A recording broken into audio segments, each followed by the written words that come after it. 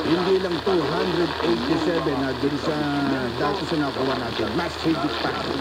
Iba ang tingin nilang kay Martin Romualdez. Ito yung binawi ng Department of Agriculture. Yung temporary ban sa pag-angkat mo ng poultry product mula dyan sa the Netherlands. Narito ang balita ni Neil Miranda. Target on air. Live report. So, binawi na nga ng Department of Agriculture ang temporary ban sa pag-aangkat ng domestic at wild birds kabilang ang poultry products mula sa Netherlands. Una nang ipinatupad noong Disyembre ang temporary ban matapos makumpirma ang outbreak ng avian influenza sa ilang bahagi ng nabanggit na bansa. Pero kamakailan lang, idineklara na ng World Organization for Animal Health na avian influenza free na ang nabanggit na bansa, kaya agad nag-issue ng memorandum order si Agriculture Secretary Francisco P. Laurel Jr. na bumabawi sa temporary ban.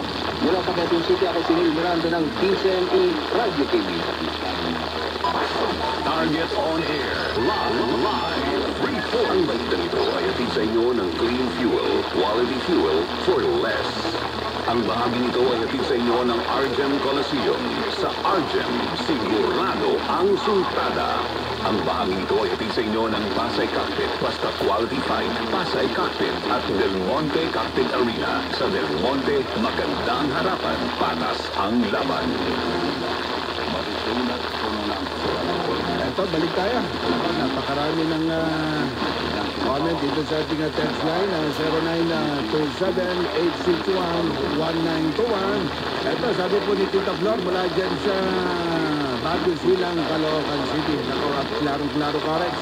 At nakasabay-bay kami sa programa niya dyan ng province namin, ay dyan sa Marinduque, At nung araw, lagi kami na dyan.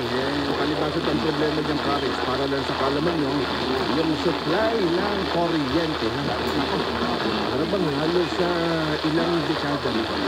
Yan yung problema dyan sa Mindoro. Kaya sa dyan sa Occidental, alam mo, naging advocacy dyan ni Congressman Odi Tariela. At kumbaga, binigyan ng solusyon. Diba? Iningay na dyan sa Kamara, bit-bit na yung problema ng patay sildo. At hindi naman ganun kabilis dun sa kanyang unang panunungkulan, pero nagkaroon po ng pagbabago. Kaya yung tumakbo ulit, bumalik ng governor, si dating governor Nene Santos, at lumaban naman congressman, kumbaga, nawala na ng bilang Bakit kami? At paano? Ilang dekada ng pinapangako dun sa taga-Occidental Mindoro. Kaya mas swerte, Ayon si Kong Odi Tariela. At nakikinig naman sa atin, Baguio Silang, dyan sa Caloocan, si Tita Flor at yung dalawang problema dyan sa Marinduque. Nako, at kung nasa baybayan nyo lang, Tita Flor, kung kausap namin si Governor Melgo, yan ang kanyang advocacy niya. Solusyonan yung problema dyan sa supply ng kuryente. Ang problema yun, napakalaking namin yan. Diba, Kuya Odi Vergara? Yung pagpasok kasi dyan ng mga private power corporation. Alam naman natin na maraming mga politics